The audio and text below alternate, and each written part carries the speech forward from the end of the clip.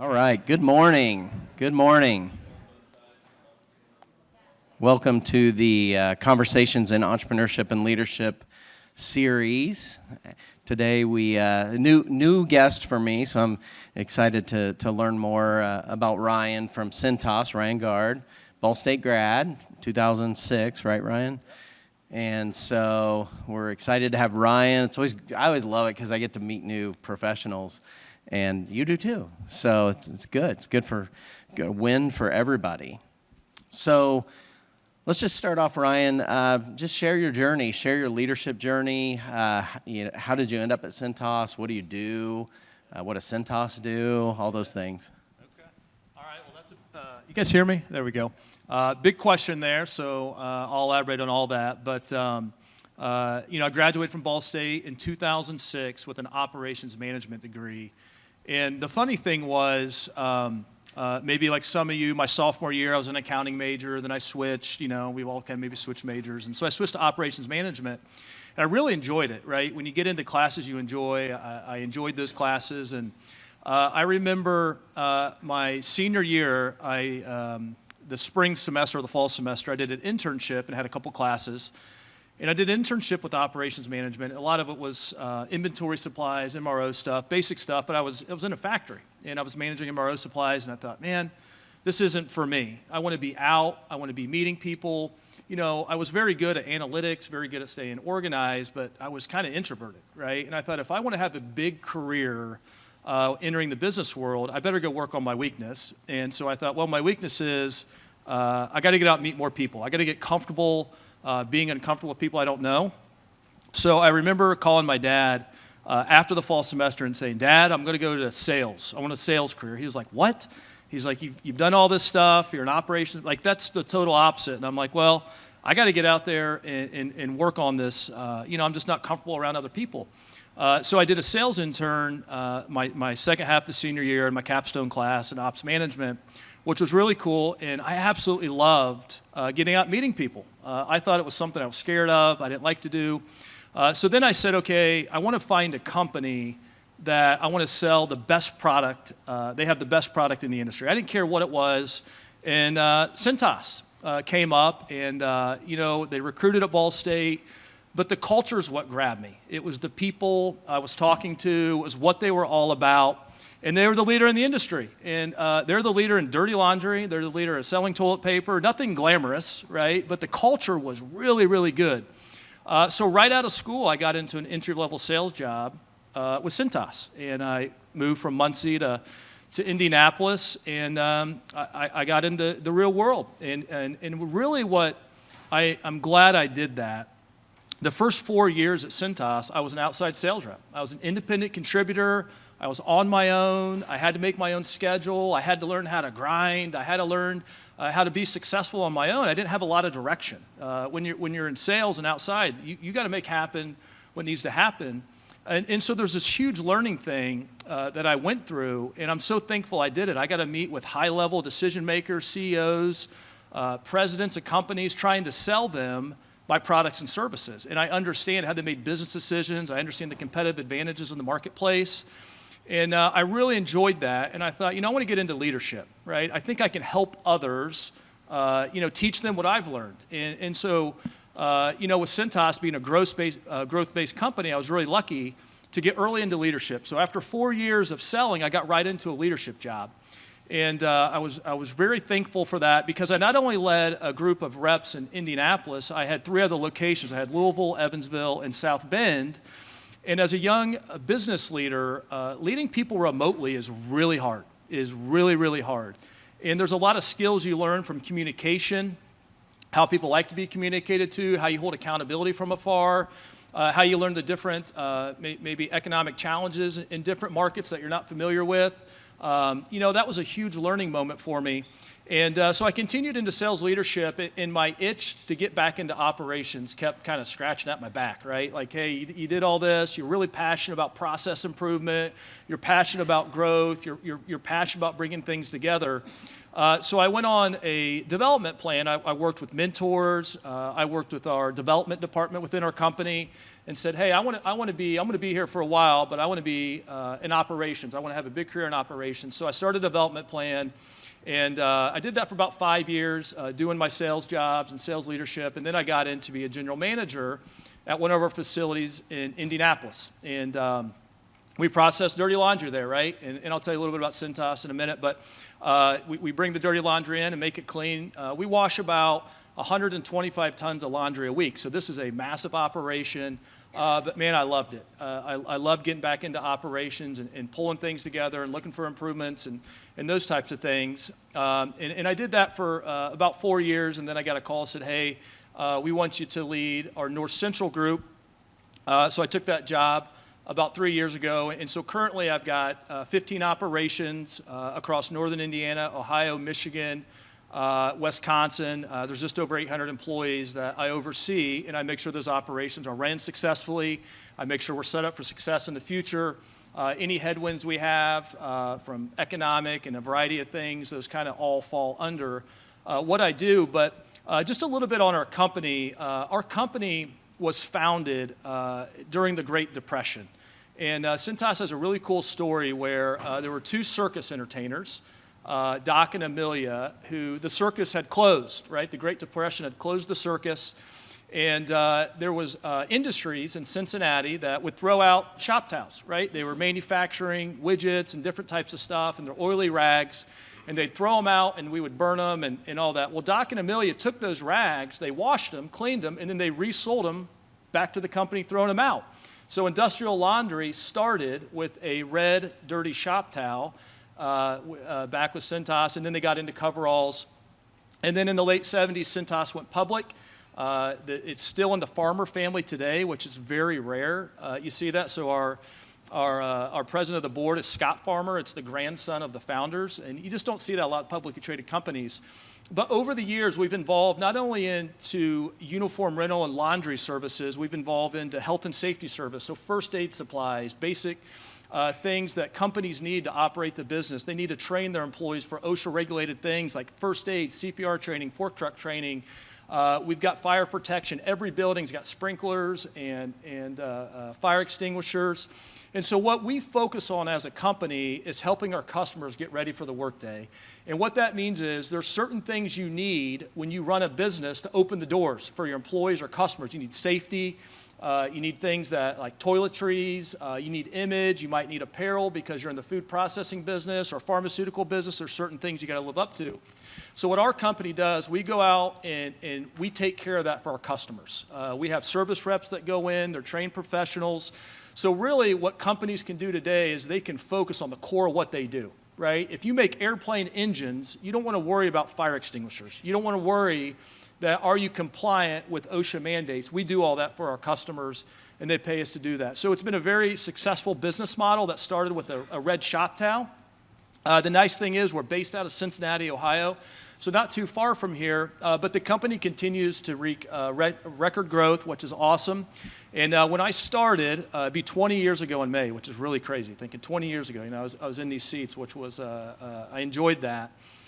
We were a $3.2 billion company. We'll be just under 12 this year, and our outlook by 2035 is to be a $20 billion company. So I think when you go out and look for something you're passionate about, I was passionate about working for the best. I was passionate about finding the right culture and the right opportunity. I think it's really a place that I won't work for anywhere else. Like I will retire at Cintas, which I find unique. And I'm glad to say that. I understand that might be a little bit unique, but I do think I look back when I was a senior and I had to make that decision. I had to take a risk and say, hey, I'm going to turn right.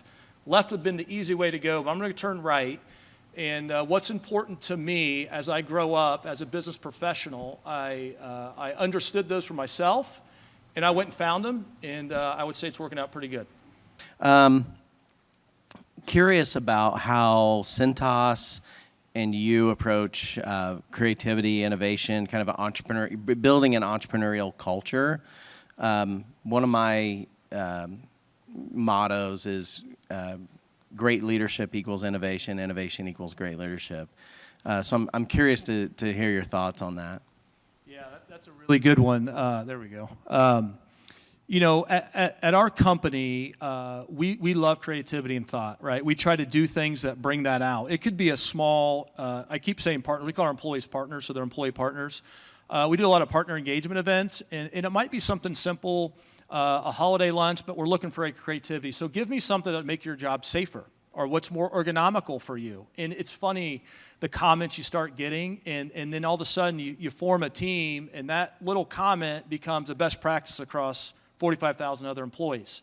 And so there's always ways to get to foster creativity. I think you have to check with your frontline employees, right? A lot of what they do can be a big impact on the company. So I think that's a big one. Also, too, with our company, we have a lot of committees. There's a lot of committees out there, and I call them additional responsibilities. So what you want to do is you want to execute your job very well, and then the other 10 or 15% of the time, take an additional responsibility and join a committee. And join a committee that it's not in your business unit, right? It's not what you do. It's not in your group of what you do. And these committees are designed by our company. It's part of our culture. We call it positive discontent. We're never satisfied where we are. We're always looking for a better edge.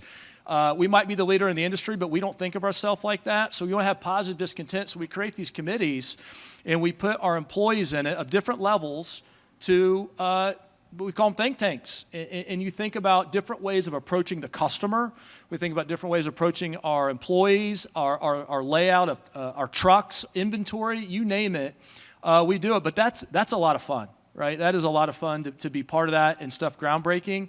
And I will say, like, I do remember interviewing with Cintas, and that was a question I had, is what's next? Like, how do you guys find out what's next? And I remember them telling me about the innovation team they have. They have a department of innovation. And that's all they do. They test products. They do all this wacky stuff, and they see what works. And most of it doesn't, right? Most of it never comes. But you get those one or two golden ideas that becomes the next big service model for the company. I remember asking them tell me about that research and development lab they have, and I thought that's pretty cool. You don't hear about stuff like that, and so there's a lot of that. But anytime you want to keep an edge, like what you did yesterday, like you can't do that into the future to keep the edge, right? You've got to continuously flush new ideas into the business and get different perspective of how do we execute them, what's the customer think, and how's that impact our business. I love the positive discontent. I've never heard it quite like that before. That's great. I mean, it's like we want you to stir the pot a little bit, and again, it goes back to innovation isn't always the super exciting. In fact, most of the time it's not. It's the boring improvements that make a big difference in the business, and it impacts the internal customer as well as the external. So, pretty cool. It doesn't matter the industry, the company. It's just the culture that drives it. Yeah. You talked a little bit about mentoring, coaching. How has that impacted your career, and how have you impacted other people downline? Like I mentioned, I love the mentoring. I have several mentors I mentioned to the board of directors, but I also have a lot of mentees.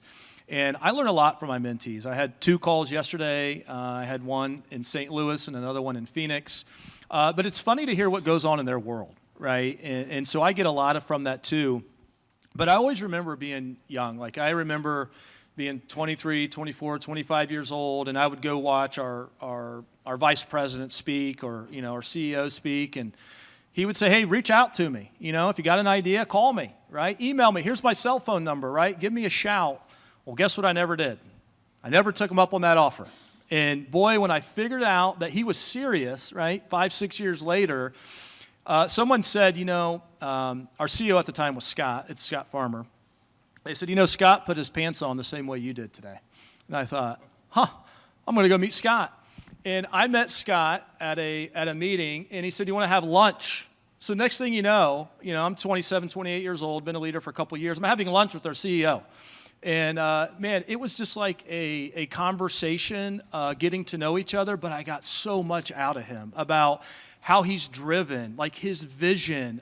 He only talked about like the employee and the customer. And I thought, man, that is so true. Like when you hear things like it's all about the customer, like this is the guy that runs our company telling me it's all about the customer, right? Like I got to get giddy up and get going with that. So you'll have a lot of opportunity in your career when you're here at Ball State and when you get in there, and when you come across people that you find interest in, you come across people you're like, man, I like their message, I want to know more.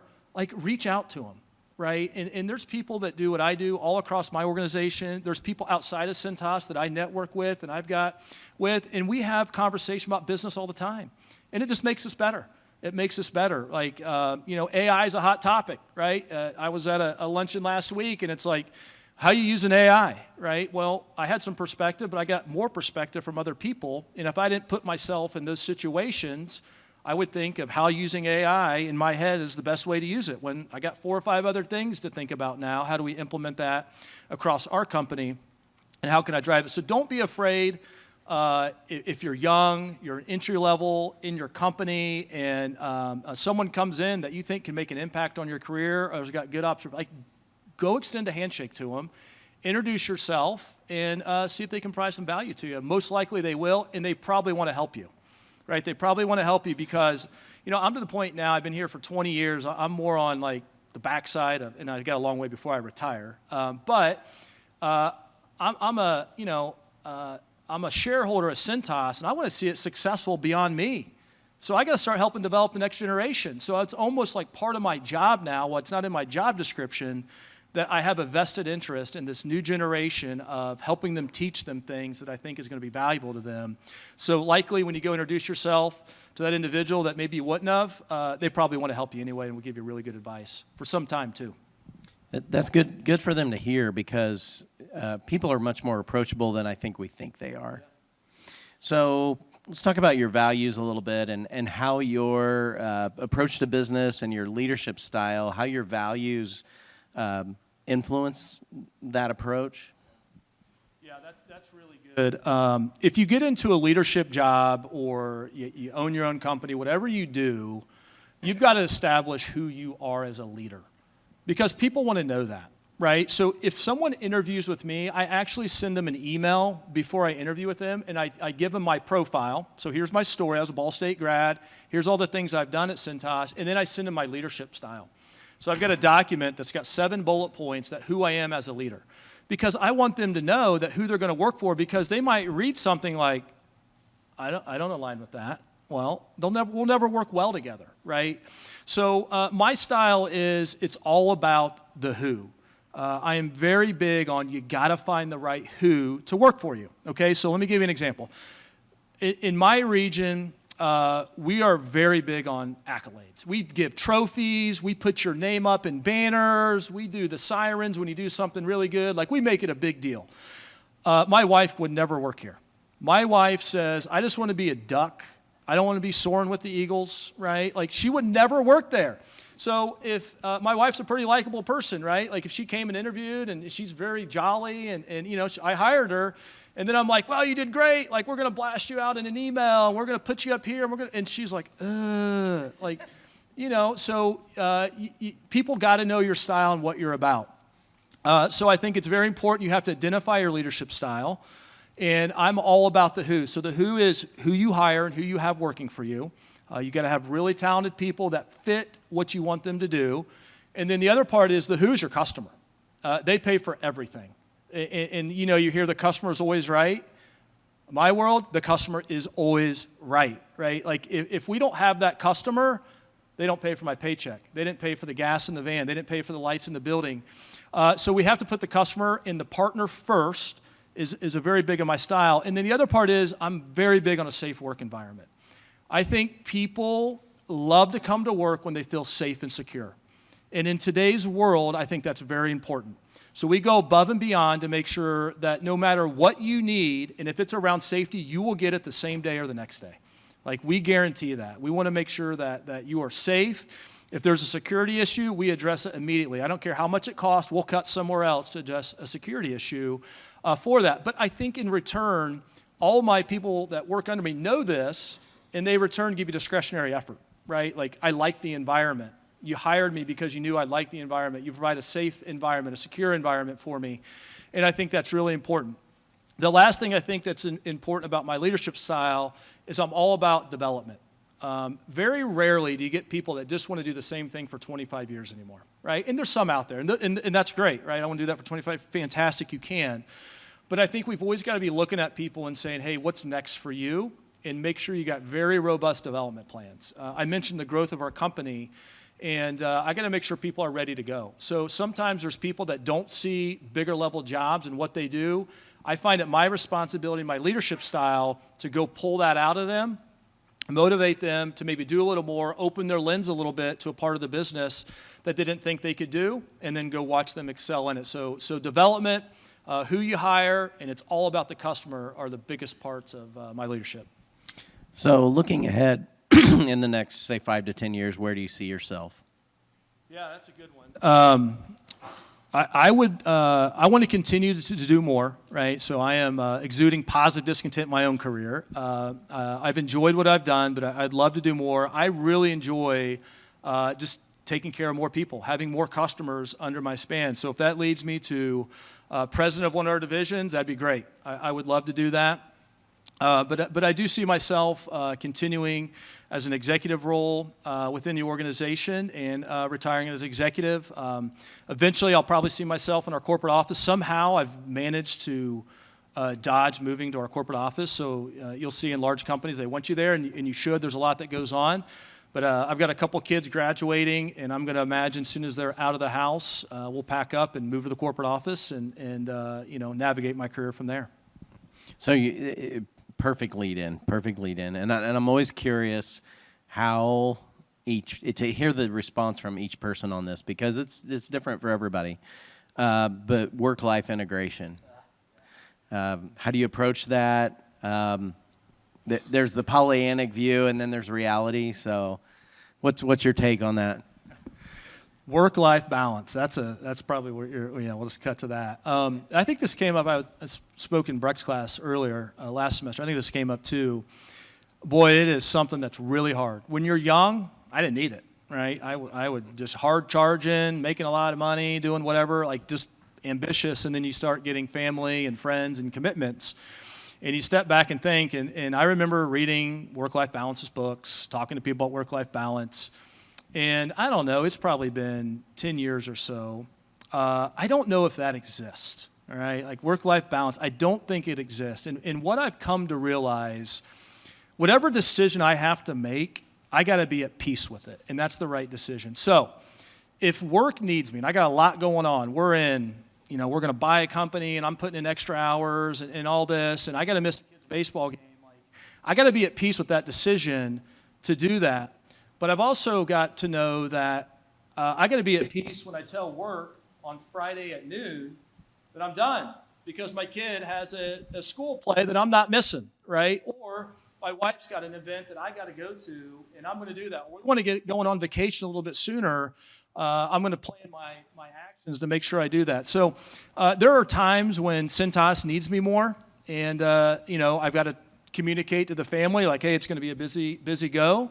And there's times that I got more stuff going on in my personal life that's important to me. Like I love to hunt, and there's certain hunting seasons that when the weather's right, like I kind of got the itch, and you're just going to have to put it on hold, Cintas, because I got to go hunting. And so there's things like that I think you got to be at peace with when you make your decisions. And there's certainly times in my career I felt guilty about the decision, right? Like, I shouldn't have been cutting out early, or man, I really miss my good friend being in town because I was working and I took that last appointment that was 2 hours away. And I'd feel guilty about that, right? And I think when I started realizing, like, just be at peace and be honest with your boss, be honest with your family, like, this is what's going on, people understand that. They understand it. And saying, like, I'm going to work 45 hours and then I'm doing, like, it didn't work for me. Like, it might work for you, but I couldn't do it. There's too many dynamics things that happen in the business world. And then when you get into a family, like I have, your kids get all this stuff going on, and your schedules never stick to the plan, right? You just got to be at peace with your decision. So relating that to your people, where there's going to be ebbs and flows. Sometimes you're going to work a lot. Sometimes you're going to have some flexibility. How do you communicate that to your people? How do you, kind of embed that in your culture? Yeah, there's a good book Brene Brown wrote called Dare to Lead, and one thing she talks about is being vulnerable. And I had to learn to be vulnerable, to tell my team, do not call me at 1 o'clock on Friday because I'm going to be with my family, right? Like before, I felt guilty about it. Like, oh, if I'm checking out early, they're going to check out early. That's not the way it goes, right? So transparency and being vulnerable about what's going on, informing my employer of something that might be going on, to tell them like, hey, I might be a little distant for a minute because I got all this going on. I think that's just what it comes down to. So when you're comfortable with that, and then by the way, people like, as you get higher up in an organization, you got to humanize yourself, right? People think that like these executives are some machines and like all you do is work 80 hours a week, and that's far from the truth. That's not the truth. I coach, anybody in here did travel sports growing up, or maybe gymnastics or something where you committed, like every weekend you drug your parents somewhere. I coach my son's baseball team. I've been coaching him since he's been 7 years old. We play 50 baseball games a year. We start practicing in December. I don't miss a game. I don't miss a tournament. I've missed a couple, I should say that. But I don't, because that's important to me. And my work knows that's extremely important. And part of my profile, it actually says I coach a youth baseball team because there's a huge time commitment there. But like that's a priority to me, and everyone knows it. Everyone knows it. When I travel and I go to a location in Wisconsin, one of the first things they say is like, hey, how's the team doing? And that's important to me. That makes me feel good. But they also know if I got to take off on Friday because we've got a tournament in Sandusky, Ohio, I'm doing something I enjoy, and I'll be right back in my seat Monday, and whatever they need from a business perspective, we'll dive in and give it to them. So I do think it comes down to just being vulnerable and being comfortable with letting people know what we got going on. There's nothing wrong with that, and I think it humanizes you as a leader, and people appreciate that. In leadership, in being a good teammate, feedback is a really important piece of that. And I think just seeing generational shifts and how comfortable people are with that, what would be your advice on feedback? Feedback, you guys may hear the feedback's a gift. It absolutely is. And when you get into leadership roles or you get into run your own company, like you are giving a lot of feedback to people. And sometimes that's harder than receiving feedback. And, there's something I call challenging leadership. And that's something you have to develop. Like that's a muscle you have to work. And challenging leadership is maybe having that conversation with somebody that you're not looking forward to, or you don't know how to approach it. And what I would recommend, I always tell my team, like for instance, I remember I had people when I was in Indianapolis, someone comes in and they're frustrated, right? This driver, he's always late, he's not doing this, and they're complaining to me. And I'm like, did you tell him that? And they're like, well, no. I'm like, well, he doesn't work for me, he works for you, right? And I'm not doing that behavior he is. You need to go tell him. Like, well, how do I tell him? I'm like, you just be honest. Tell him like, hey, how do you think you're doing? Well, here's how I think you're doing. You're missing the expectation here, here, and here. How can I help you? Right? No one goes to work. No one woke up. Like I know you guys aren't working, but no one woke up today saying, I want to go to work today and suck. No one did that. Nobody did that, all right? People want to go to work. They want to have a good day, and they want to go home and do things they enjoy. They want to be with their family. They want to do activities, whatever it is. No one woke up and said, I just want today to be a terrible day. So I think it goes back to if someone is struggling in their job, or you're watching them do something that they shouldn't do or they could do better, sit down with them and just be honest, right? And sometimes you might go, oh, I was wrong. They gave me a perspective I didn't see, and you'll become a better leader for it. But we spend more time in fear, and guess what we don't have? We don't have that conversation. Or we don't address it when it happens, all right? I see this a lot too in my young leaders is something happens, and it's like 2 weeks later, they tell me, I'm like, did you tell them? They're like, no. And I'm like, well, you've lost the power of helping them correct that, right? So when you see that too, you gain more confidence. But feedback is a gift to your team, and it's a gift for you to give, right? And it's something in challenging leadership. I think as a young leader, I'd recommend role-playing those conversations, being very open when you're frustrated. Because when you're not open, like I remember I had a manager, like every Monday, he was in a bad mood. I'm like, dude, what do you do on Monday mornings? Like, you just seem terrible. I thought it was stuff that happened at home. It was stuff that he had to deal with an employee. Every Monday, this employee did something that made him mad. I'm like, well, how long has this been going on? He's like, 9 months. I'm like, geez, that's a terrible way to live. You got to talk to him about that, right? And he did, and it got better like instantly, right? It was a great conversation. They connected more. So don't be afraid to be honest, but remember too who you're talking to. Like some people can't take the blunt honest. You got to give them the situation and deliver it differently. So that's about knowing your people and then how to deliver the message. That's the challenging leadership part where role plays, talking with mentors, that'll help you get to the message. And then it's amazing how quickly those things turn around. We're just honest with people. Have an ear for that. That's really good, really good. So if you could share one key message or piece of advice to the future generation of entrepreneurs and leaders, what would it be? Yeah, I would, for entrepreneur and leaders, if this is something you're passionate about, you're passionate about making something big, having a big scope of work, right? It's a really fun job if that's what you want. And if that's not what you want, you're going to have a lot of challenges with that. And you might get into it, and you might love it more, and you might say, hey, that's not for me. But, when you get into leadership the entrepreneurial spirit is so cool. Like I work with entrepreneurs all the time, and we do a lot with entrepreneurial businesses. Is really cool to do that. But what I would tell you is, if that's your passion, don't quit. There will be hard days. There will be days you feel defeated. There'll be days when you have to make a really, really big decision that's super scary and make the decision, right? Because if you don't, guess what happens? It leads to you probably quitting or failure, right? You got to be confident in what you're doing. Do not be afraid to take a calculated risk. Don't take like a risk, I wake up one day, then jump into it, right? Like I always say, take a calculated risk. But don't give up. That would be my biggest message. And there's things that you will do in the future that you're not even thinking about today. And embrace it. Embrace it. If you find something that you love, that you didn't expect you'd love, go after it, right? Like, I didn't think I'd love sales.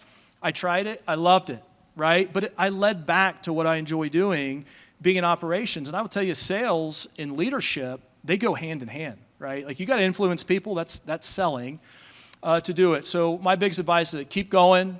It's hard out there. But it's fun, man. What a reward to accomplish a goal you set. What a reward to see yourself do something that you never thought you could do. But you can't do it if you ever quit. You can't do it if you quit. So you got to keep going, find people to support you, find people to benchmark off, and go out and have a lot of fun. A career is a long thing. It's a long thing. Get into something you enjoy, and I bet you all prosper if you do that. All right. Thank you, Brian, so much. I know I have a lot to take away, so I'm sure you do too. So, but thank you. It's always a commitment. Your time's valuable. We appreciate you coming to campus and sharing with our students and with us. So, we're gonna do the selfie now, and then we'll take some questions.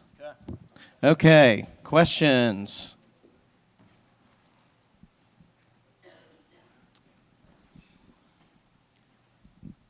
How do you find a company that aligns with what you want?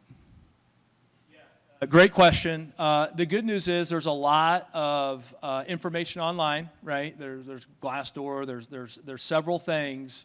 I will tell you, if you're interested in a company, apply to some jobs for them, right? Maybe it's not specifically what you want, and maybe they haven't posted that job. Like if you want to get in accounting, you don't see an accounting job, but there's a finance job, or maybe apply and get in and ask questions, right? Get in and ask questions. Attend the career fairs.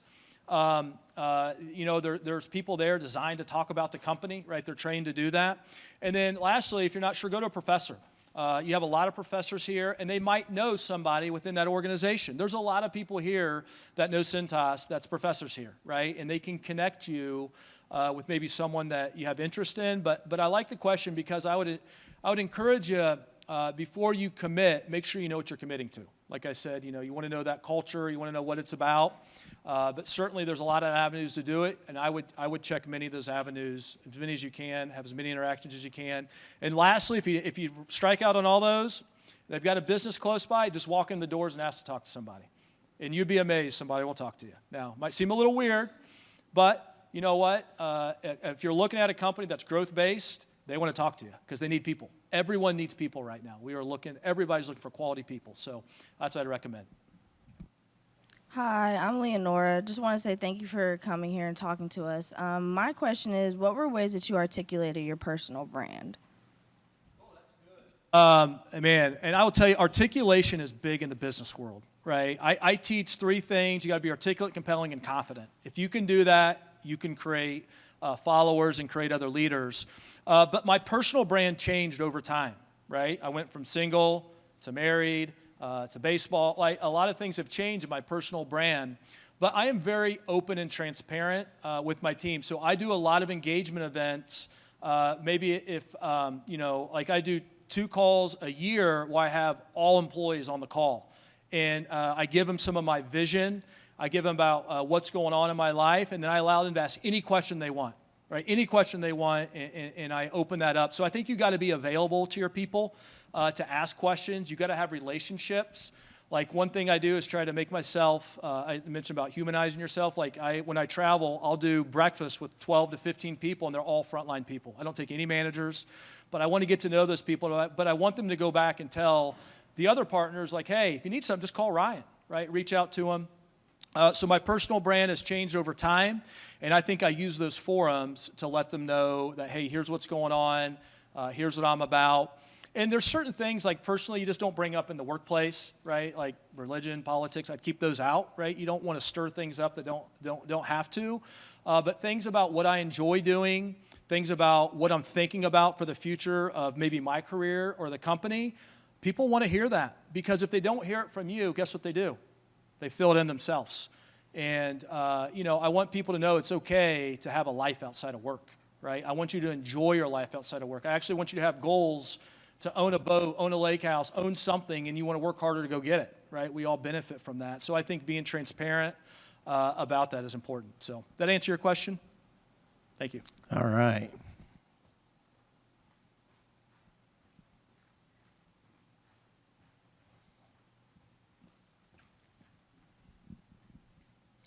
How did you build those first leadership skills when you were getting passed over at Cintas during your early days? Really good. They're ever evolving. So mentors was the first one, right? I thought that manager and leader were equal. They are not. Managers are different than leaders. You have to manage things like inventory, profit and loss statements. You have to lead people. You have to be transformational. You got to be visionary. I missed the whole leadership part. So first I had to have someone explain that to me, like, what does leadership mean? And then I went to work on them, right? I went to work on them, and I put myself in situations where I developed that. And then as I started having success as a manager, I started asking the people that work for me, like, what do you enjoy about me? What am I doing good? What do you like? What do you want to see different? And all of a sudden I started realizing, like, that's my style, right? They like that I'm not afraid to get in the trenches with them, right? I consider myself a servant leader. I have no problem. I'm in shirt and tie today. I might be in a Cintas uniform tomorrow on the truck. Like, I got no problem doing that. And so that's part of my style. And when I realized that people like that about me, I'm going to broadcast that, right? And I'm going to pour into it. I'm going to try to get better at it. So check with your peers that you work with. Don't be afraid to take some. There's all kinds of assessments and surveys you can do that tell you what your people think of you. I've done a lot of those, and that's really molded my style, but it also showed me, like, here's my opportunity, right? I'm really bad over here because they told me, and I'm okay with that. I'm glad they told me that, and I'm going to go work on it, right? I'm going to make that weakness a strength, and your leadership style will ever change. It'll ever evolve. The other thing I'd say is find, like, podcasts and books you really enjoy. So I latched on to biographies, right? I liked reading stories. Like, I remember the Steve Jobs book, Steve Jobs Found Apple. Amazing story, littered with leadership. Right, littered with leadership. Lincoln on leadership's a great one. John Maxwell, John Gard. There's a ton of authors out there, but find someone you like, and you will steal little nuggets from them, and you'll make it part of your own. Yeah. Sounds like being on a truck, the not so undercover boss, right? If you know the show. Okay, questions?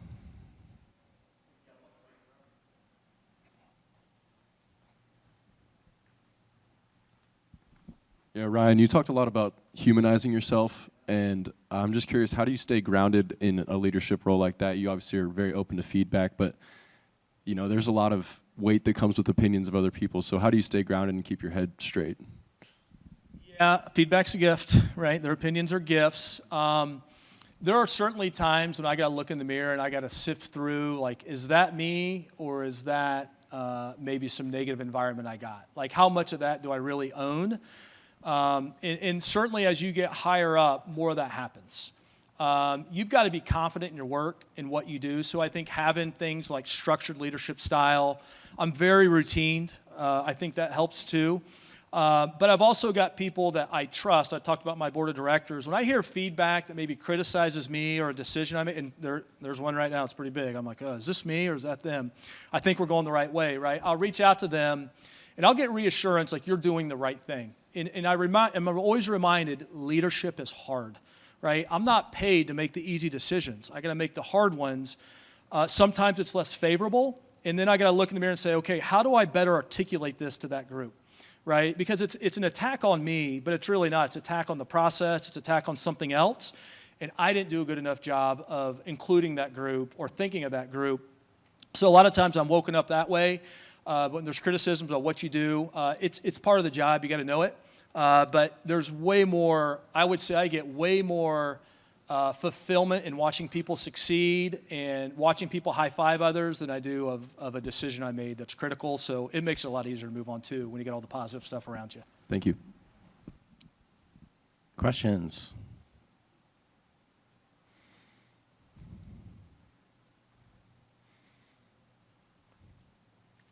Questions?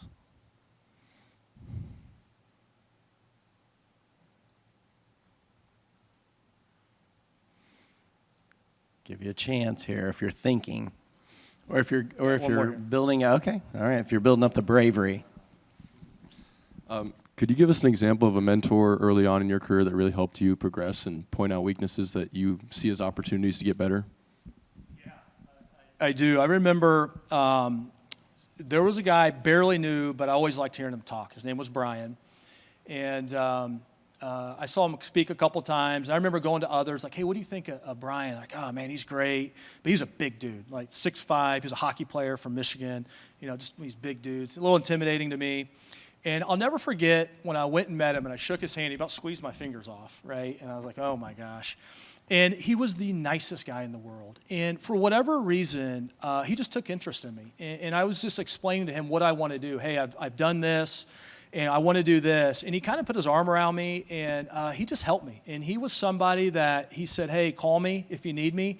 Within a week, I called him, and I had a 30-minute conversation. And that relationship has carried all the way through my career now. And this was probably 16, 17 years ago I met this guy. And, man, what a wealth of knowledge, right? And so he's got that in his career now. He's about to retire. But, man, I just couldn't thank him enough for all the advice he's given me and all the times he's been there for me, Saturdays, Sundays, whatever. But, man, it never would have started if I didn't go up and shake his hand that I felt like crushed my fingers and had someone like that. Pretty cool. It's a guy, too, we related on, like, sports and like, things we just shared in common I had no idea about. So I was lucky to have that, but big impact on me. So you've circled back to, having mentors, and also you mentioned earlier, like, not being the smartest person in the room, so to speak, so you can learn from other people. Do you have any advice on finding people like that and surrounding yourself with those kind of people? Yeah, absolutely. So in the business world, if you get into a big company, there'll be a lot of different groups and committees, and ask your boss to get involved, right? Do your job well, and then ask to get involved, and that'll take you to some stuff. Here on campus, there's different groups, right? There's groups of classmen, that seniors, juniors, maybe above you, and I'd try to seek them out and find them. Talk to your professors. Talked about what those are, and it doesn't have to be academic related. It could be anything, right? It could be anything, but you're around people that are trying to better their life, set their career up for success. That's what you want to be around, right? And you want people that maybe be a little farther in the journey than you, because they've walked some steps you're about to walk. And so I would recommend peers, professors, even the business world. When you get out there, there's a lot of networking groups, chambers of commerce. There's different groups that meet on different topics, and I would just get involved with those, look for opportunities, and if it's free admission, go, right? Free admission, go. You have these speaker events on campus. There's a lot of these, right? Don't be afraid to go meet somebody and see if they can help you with what your interests are. They might know something that can get you in a group like that, but you'll find it powerful to be surrounded by people that's kind of walking the steps that you see yourself doing years ahead. All right. Before we conclude here, first of all, I want to say thank you We've had really good feedback from our first two speakers, and I'm sure now Ryan that your attentiveness and great questions. So good for you. Ryan, thank you. We appreciate it. Very, very kind of you.